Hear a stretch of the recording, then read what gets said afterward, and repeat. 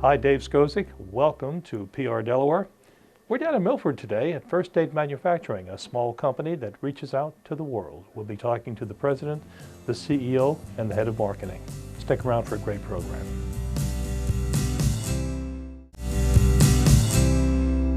Hi, Dave Skocik. I'm with Sher Valenzuela, vice president and co-owner of First State Manufacturing in Milford. Sher, welcome. Hi, Dave. Good to be with you.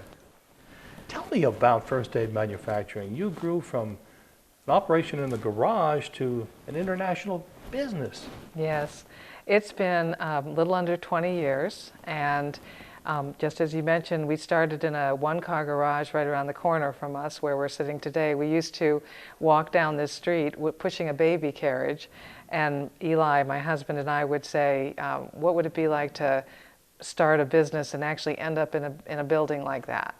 And we would look at this building. This is one of the bigger buildings in Milford, and it was just then a dream, something in our imagination. But that baby that we were pushing in that carriage at the time ended up, we learned a couple years after that he was diagnosed as autistic. And the experts said that he would never read, write, or communicate effectively when he was 3 years old. And we chose not to believe that. And at the same time, we also knew that we needed to provide additional income for the experts that we felt would lead him out of that diagnosis. So since my husband and I, when we very first met, had talked about owning and operating a business, we figured out that very quickly that we needed, in order to make more money, to quit our jobs and dive into full-time business in order to get the resources we needed for our son. So at the time I was working with the Delaware State News, and Eli was working at Dover Air Force Base in the upholstery shop. And he had learned the art of upholstery through a mail order course when he was in the Army. Really? Yes, he was bored and thought that it would fill some time. And he always was interested in tricking out vans and things of that nature. So he thought that would be a good hobby.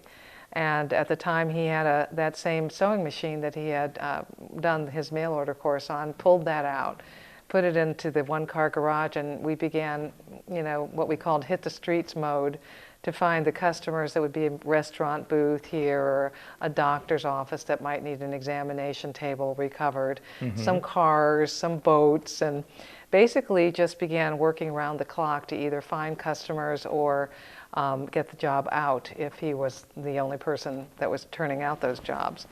And pretty soon the work began spilling out on the driveway. About a year in, we began seeing the experts that our son Simon needed in that time. And then we finally came to the conclusion that we needed to look at renting some space. And we got a little space, not, again, far from where we are right now, 1,500 square feet. So the dream progressed and grew. It progressed and grew, and today we're in a building which is nearly 80,000 square feet. Gee. And getting ready to flip the switch on the other half of the building that will house a distribution center for customers that we serve, such as Amtrak and the Washington Metro Transit Authority, and all kinds of wonderful customers that are both commercial and defense. And tell me what you make. Oh, we make all kinds of things. If you think about it, I want to answer your question by first telling you that we really had to think about where our customers could best be served, because we're sitting in some seats that are upholstered. You got up off a bed that was upholstered. You sit in a car that is upholstered. If you ride a bike, you touch upholstery products all day long. And the idea of where was our niche. Now, my husband always was, we both are very patriotic. We always wanted to serve the government as our customer, specifically the military. So we went, when we could afford it, after trying to have enough weeks that we kept our doors open, we went after serving the military as our customer. And we had to understand how to get through that door, because once we recognized that it was the biggest customer in the world, which is an aha moment. You look at that and you say, why aren't more small businesses working with the biggest customer in the world? And when we learned that this customer needed to tell us how much they needed of any particular item, even a year from now, and let us know that public information, and how much the incumbent was already charging them, so that we could figure out how to beat that. And as a small business, it's really tough to get in. Very tough, but a wonderful equation when you realize how beautiful it is. So we set about to figure out how to crack the code. Okay. And we did that at the very beginning, and I have some journalism experience, so I began to chronicle what was working and what wasn't working. We most of all didn't want to repeat our mistakes. And we kind of have built the business based on the fact that we've revolved around that formula. We really worked hard not to duplicate our mistakes, not to multiply them. So when did you ultimately move into this big building here? We've been in this building about 4 years. Found out that it was a wonderful way to create a partnership with the city, because this building is literally on the ballpark. And the city manager, the former city manager, came and knocked on our door, which was a blessing, and asked us if we would be interested in looking at a building that was for sale. This building had been occupied by a tenant or an owner who was working with the Little League to allow them to use the field for $1 a year. And so as this building went, so went the Little League. So how many people do you employ here? We now have close to 100. Yeah, I mean, you've got a great story, and I keep cutting, because I want to make sure we get a lot of this good information Sure. in during the short time that we have. Yes. But 100 people. Right. When we first started our business, my husband and I worked hard on creating a vision for the company, the culture that we wanted to create. We had great imaginations. We still do. So back when it was just he and I, we said we wanted to create an environment that offered dignity in the workplace, especially for disenfranchised people groups. And so that was our heart from the beginning. And today, when I look at what we've created, it really was revolved around writing down the vision and never deviating from it. And I can say that now we live that. And we offer great opportunities for families, 100 families. We look at this as not just 100 people. So you mentioned, I mentioned international because we had a conversation before. So what other countries are you shipping goods to, products to? Well, we started with our Israeli association. We have Israel as our customer. We supply various products for the V-22 helicopter, for instance, to our friends in Israel. We now have a presence and an inroad into Canada. We are working with to form a partnership that will be great in terms of ushering high-speed rail into the United States through Italy. So we're very excited about the different, countries that we're putting our feet in. We really do look at it as having an international footprint. These are upholstery kind of products? Yes, we'll actually in different countries, different reasons. Canada, for instance, there's a great opportunity to work on the mass transit that has to do with school buses. And we're working with another company right here in the United States to supply products for ambulances and fire trucks. So there's a whole range of products that we're going into. Is there anything else that you would like to add? Tell us what the website is, and of course it'll be on the screen. Sure. It's First State, F-I-R-S-T, state, MFG.com. And I guess what I'd like to add, Dave, is that, I mentioned to you earlier, if we can do it, anybody can do it. We were just two people that had a need to support their son's medical progress, of which I can say Simon has been very much a part of our success. I met him, and I saw he had his own little bike rack out front. Yeah, He still does. Simon is definitely not somebody who can't communicate at this point in time, based on the fact that our free enterprise system gave us an opportunity to grow something. We've been with Sher Valenzuela. Thank you so much. Thank you, Dave. It's been a wonderful interview. Thank you. We'll be right back.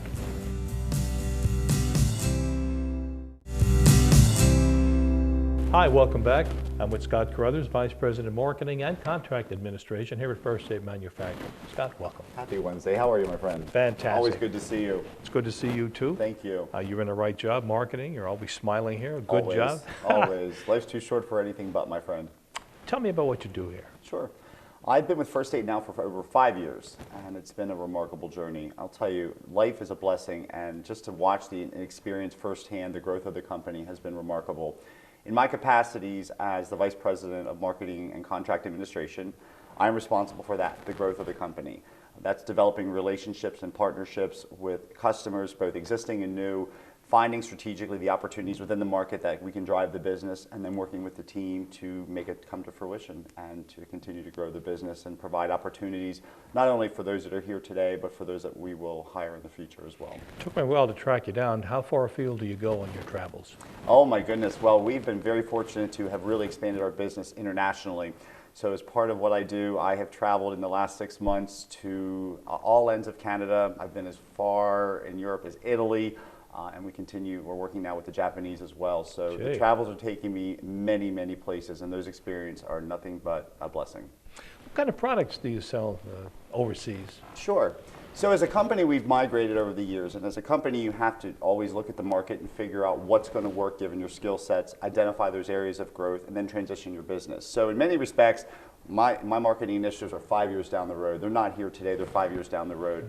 What we did 5 years ago, we don't do today. But a lot of what we're doing internationally focuses on the transportation arena in terms of seating for various aircraft, for trains, transportation systems, both nationally here in the States as well as internationally. So you've got about 100 employees. We do. And Dave, I'll tell you, it's remarkable. I joined the company over 5 years ago, and we had about 20, and we were in a building that was about 20,000 square feet in totality, about 17 to 20,000 square feet. We now occupy a space, as you have seen for yourself, 76,000 square feet, and we're out of space, and we're looking to continue to expand just to continue to foster the growth that we've experienced. It's been a while since I was on the floor. I know Will visited. Yes. How often do you have to retool? Well, in terms of the equipment that we're utilizing, well, we have folks here that constantly maintain that equipment, and we have to just because of the contractual demands, the obligations that we have as a company to our partners and our customers. So we have to always be, on top of our equipment, servicing the equipment and maintaining its livelihood. So you work with customers overseas and, of course, customers here in the States. Absolutely. Sher said you have military contracts as well? We do, absolutely. So we really have a nice blend in terms of contracts and the folks that we work with. We work very closely with the Department of Defense, Air Mobility Command in terms of aerospace and aviation. That's our niche within the world of defense. And then we've also transitioned our business in terms of the commercial transit arena, working very closely with Amtrak, with Washington Metro, with commercial airlines. So if you happen to go to New York out of Wilmington, Delaware one day, and you're sitting on an Amtrak cushion, and it feels really good because I know it will, that is a First State manufacturing cushion. This must be First State I'm sitting on here. It feels great. You don't want to get up, do you? Absolutely. But the same with Washington Metro. If you have the opportunity to go to Washington, D.C., and you're sitting on a subway and you're sitting on a seat that is yellow, blue, or tan, blue or burgundy in color, we manufacture those as well. So it's a general question, but what do you see as the key to your success in all the directions that you're going in? Absolutely. A lot of folks ask me that, and my answer is always very simple. Passion, poise, and purpose. And that's a guiding principle in terms of my life and what I do every day. I wake up, I embrace life, I'm grateful for life every day. But you have to have passion, poise, and purpose in anything that you do. Passion, you have to love what you do. Passion fuels success, and if you have passion for your people, your team, your company, your life, you're going to foster success. Poise, not everything's going to go the way you want it to go, and every day presents challenges, but every challenge in life, whether it's professional or personal, it creates opportunity and positive opportunity. And purpose, always be looking ahead, always have a purpose, a plan in place, a strategic map, so to speak. Know that life's going to throw you some different curveballs here and there, but always have a purpose, always have a direction, and know that you're going in the right direction. How do you anticipate what is the next trend or what is the next need that your customers will have? We meet with them regularly, and that's very important. We have an incredible marketing team, and my team, I am so grateful for my marketing team, and we really have our hands on the pulse of the community. We are looking at trends 5 years from now and how that's going to impact our partners, and we work with them to take that data and say, this is where you are today, this is where the market's going, let's work together to develop a strategy and a plan to meet that need as it comes forth. So you can actually help them, partner with them to determine what they will Absolutely. probably going to need in the next 5 years or even before that. Before then, absolutely, and that's the key to success with First State Manufacturing is partnerships. I refer to our customers as partners because they are just that, partners. Partners grow together, they flourish together, they experience success together. And in order to have a true partnership, there has to be open dialogue, open communication, both the good and the not so good, but always knowing that you're there for one another and you're there to steer success and go in that direction. And I know you've been involved in community outreach as well. Absolutely. Here at the business. In fact, you're backing up right to a ball field. Absolutely. Tell me about that. It's very important that you give back to the community, and in many respects, you have to support those in the community that support you. And I call it karma, you can call it what you want, but you have to give back to the community. And this company has a very high level of integrity and a very high feeling for corporate social responsibility. We support numerous charities in the area. We give back to the community. We invite the community here to have events. It's important that you recognize and appreciate the community that has been there for you in terms of your growth. Certainly an exciting life that you have. It looks like you created, it's a self-created situation where you're always on the outreach, always willing to talk to other people, always in contact. And I suppose they contact you as well. Absolutely. Life provides us the opportunity to what I call create outcomes. And I share this with my team every day. We have the ability to create an outcome. So you can either sit back and let life come at you, or you can go at life and give back to this amazing world and create the outcome that's going to best serve the company, your people, and your needs. Do you have any closing comments you'd like to add? I am truly grateful for the fact that you're here at First Aid. This is an amazing place. It's an amazing team. It's an amazing group of individuals. And I encourage anyone that is out in the community that wants to stop by and say hello. We always welcome them. And we are just truly grateful to have the opportunity to make a positive difference in this world. God, thanks so much. It's been Stay a amazing, interview. my friend. Take care. Thank you. We'll be right back after these messages.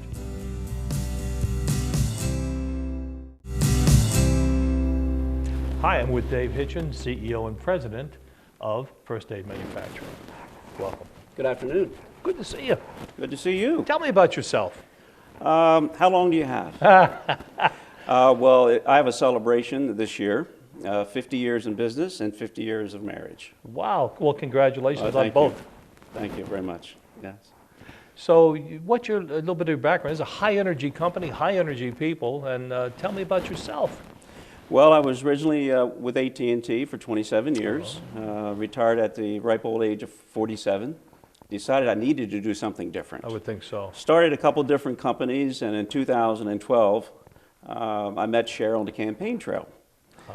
She invited me here at First Aid because I do have in the past some strategic planning. She says, why don't you join the team and come help us through our growth period. So I spent some time here in 2012, and 2013 came really, really fast. And one day I was talking to Sharon and Eli and said, well, why don't you just hang around and help us run this company? I'm not doing anything else, why not? So that, quite frankly, is exactly how I came to be at First Aid. Kind of caught you on a fly. Sorta, yes. So you mentioned strategic planning, of Yes. course, long career in business. Right. What was your first step, your vision? Well, my first step was just to figure out what this company does. And that took about 6 months as I spent some time, as I said, in 2012. One of the things that, from a strategic planning perspective, was to diversify. And so we had our first strategic planning meeting in 2013, which I advocated diversification in the mass transit market, because they've had great success with Washington Metro. And one of the primary targets was Amtrak at that time. So we engaged with Amtrak in 2014, and now we're here today. After 3 years, the company and total number of employees has grown from 47 to 92, and the revenues have doubled. Also, in 2013, our manufacturing footprint was about 35,000 square feet. Today, it's 70,000 square feet, and now we're renting space for a long-term lease for some of our products. So to say we've outgrown this building is an understatement. So you mentioned Amtrak, and as we mentioned before, how do you service them? Do you sell the material? Do you actually install the material? There are 3 parts to the Amtrak contract. One is the seating itself. So we are Amtrak Seating USA, so if you're on Amtrak, you're sitting now on the First Aid Manufacturing seat. The other part is the warehouse. We also warehouse Amtrak USA, so all the seating for the trains will be here at First Aid Manufacturing, some 25,000 square feet dedicated to the distribution center. The other part of it is what we call repair and refurbishment. So when old seats come in, we assess them for usability. If we can use them, they go on the shelf for new covers. That's the phone. If not, they go in the trash. So there were 3 components to this contract. So then the contract is ongoing. They automatically ship things to you that are near the end of their life? Yes, that's correct. There's a lifespan, I believe, of 8 years for each seat. And there are 17 locations throughout the United States that send product to us. Really? Yes. So you must have trucks coming and going all the time here. Yes, we do. If you look out the window behind me, you'll probably see a tractor trailer in the next half hour. That's the way I came in, absolutely. They were back there. I had to go around them. I thought, I hope we can Right, find a parking exactly. spot, but there was parking. Yes, you're right. So where do you see the company, say, 5 years from now? 5 years from now, I would say the company has the ability to grow another 100%, like we did in the last 3 years. However, job one this year is to pay a lot of attention to our current customers. So we're going to make sure that our service is the way it should be to them.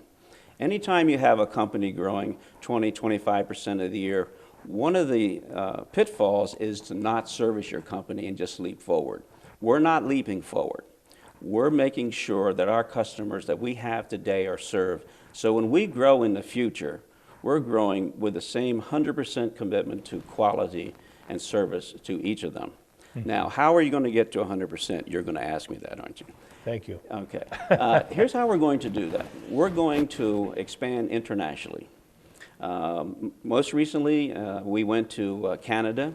We visited V-Rail. Now, V-Rail is like Amtrak USA, only it's V-Rail Canada.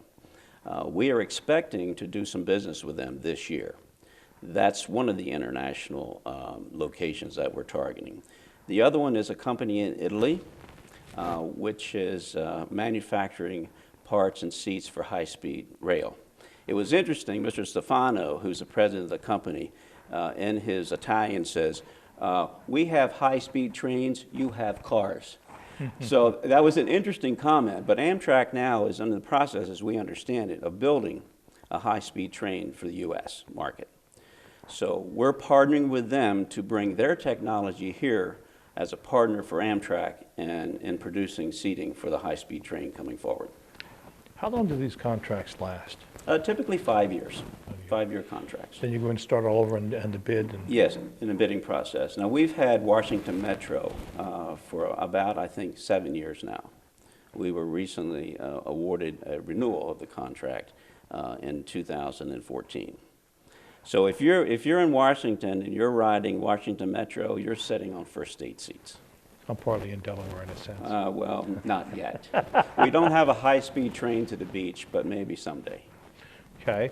So when you talk about expanding as much as 100%, where will you build at? Will it be here? Would you expand this building? Yes, our plan is to expand in Milford.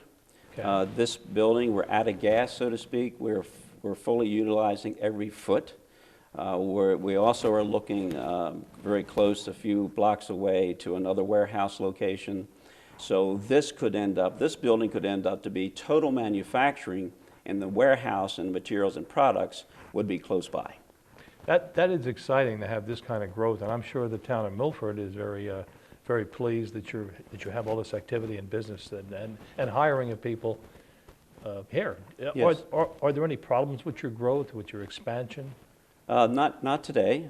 We have a great connection with our community.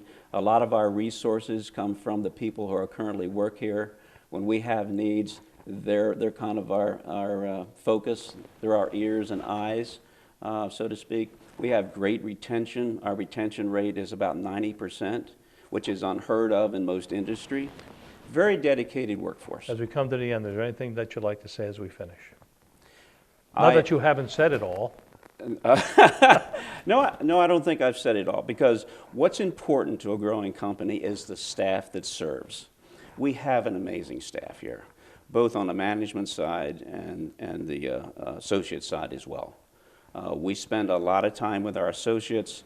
In fact, this year I started a program where every day I have coffee with every employee. Wow. I'm up to, I think I have 3 left. I started January the 4th. If you want to know what's happening in the company, ask the people doing the work.